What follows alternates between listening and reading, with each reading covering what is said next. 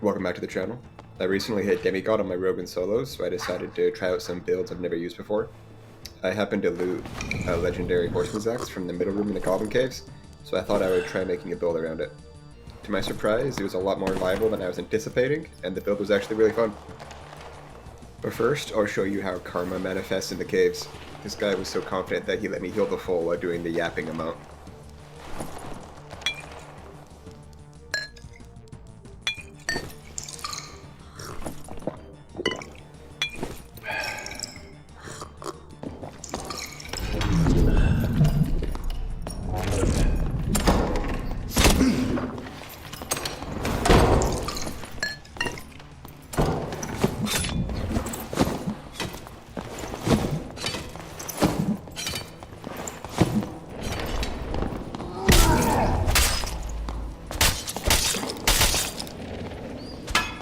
Anyways, for this build I was running the perks Savage, Robust, Axe Specialization, and Executioner.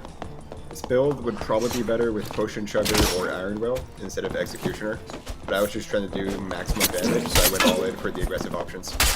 For skills, I brought Rage and Savage Roar.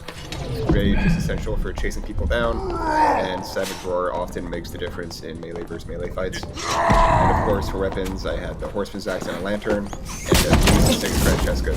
Those are required these days, since everyone is just playing ranged and ranger. I was playing exclusively in the under 299 lobbies. I tried to do an upper gear bracket right at the start, but I got 3 empty lobbies in a row and I just couldn't be asked. Turns out all the players left in the game are either sniping empty lobbies for AP or playing under 299.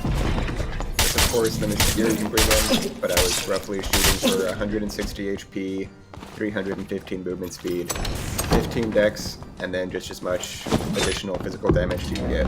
Luckily, the combination of Savage and the Lizard Skin lets you bring in good gear and also make some room for heals and protection pots. The hardest thing about this build was getting used to how short the range of the Horseman's axe is. You can see in a bunch of these clips that I whip a bunch of shots, and it's usually due to the fact that I thought I just had longer range. Eventually, I started thinking of the axe like a dagger, because that's basically how much range you have. And oddly enough, this makes the build feel pretty similar to playing Rogue. It's high mobility and high damage, but you are squishy and lack options against tanks. The big advantage it has over Rogue is the health pool, as you can usually take 3 to 4 shots from someone before dying. And the hardest matchup I ran into was definitely Plate Fighter. If your opponent is good with the shield, then the Horseman's axe is basically useless. And the other matchup that was really hard was Barbarians with his three-hander. The three-hander just has so much of a range advantage that when it's used correctly, it felt impossible to close the gap in an advantageous way.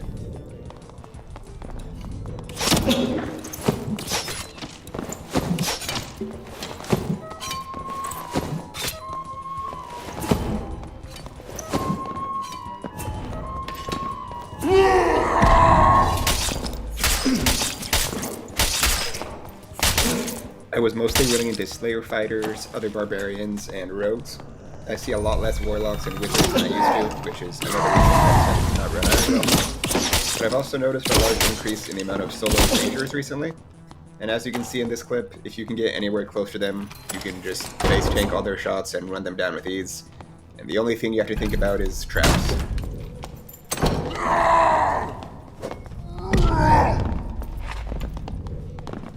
Whenever I see someone using a longsword, I will take it upon myself to show them why I'm taking a break from the longsword. Even with a weapon like the Horseman's axe that has a slow, swing, you can completely avoid getting parried if you play it correctly.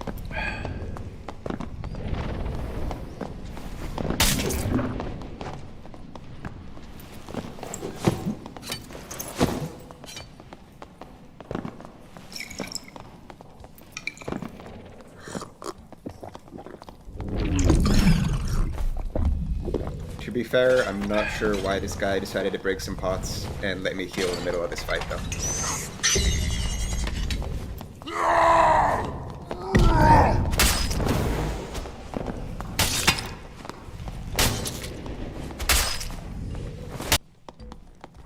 In this clip, I watched this rogue go around the corner and drink a protection pot.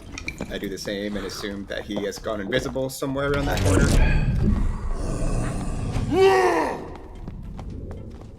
So to counter this, I use Savage Roar before turning the corner, and as you can see, the debuff still shows up even though they're hidden. I'm not sure if this is intended or not, but it makes dealing with hide rogues pretty easy if you know their general location.